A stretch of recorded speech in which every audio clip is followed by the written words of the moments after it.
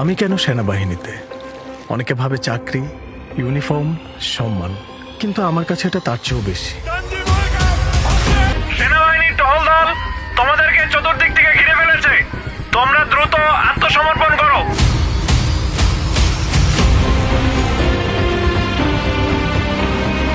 যখন দেশ জুড়ে অস্থিরতা, বিশৃঙ্খলা ও সহিংসতার ঢেউ ছড়িয়ে পড়ে, তখন গোটা জাতিকে আশার আলো দেখায় বাংলাদেশ সেনাবাহিনী।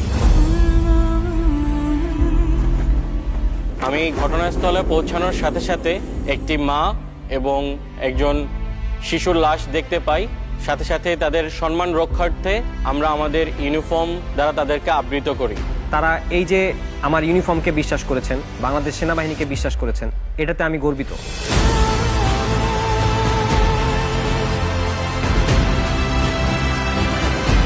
দেশকে অস্থিতিশীল করতে চাও হায়নাদের বিরুদ্ধে আমরা প্রহরী হয়ে দাঁড়াই।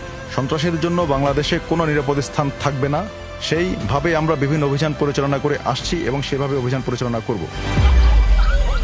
সেনাবাহিনী যদি না থাকতো তারও পাওয়া মানে দুনিয়াতে পাইতাম না। ওদের এই ঋণ কিভাবে আমি শোধ করবো আমার নিজেরও জানা নেই। বাংলাদেশ সেনাবাহিনী প্রয়োজন হোক না যখনই, মানুষের পাশে আছে সব সময়, মানবতার হোক জয়। স্যার, আপনারা জাগরক খুঁজতেছেন না স্যার? তাগরক আজকে স্যার পলি পাংশা এবং স্যার কুর্তাঝুরি এলাকায় দেখা গেছে স্যার। কি বলেন?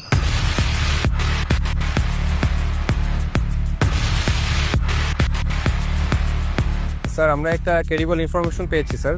আগামী 7 দিন ওরা এই এলাকায় থাকবে স্যার। Message copied. আমরা এখনই প্রস্তুতি নিচ্ছি।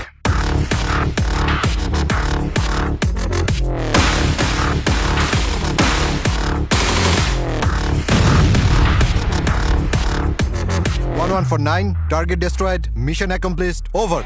আমি সৈনিক, আমি বাংলা।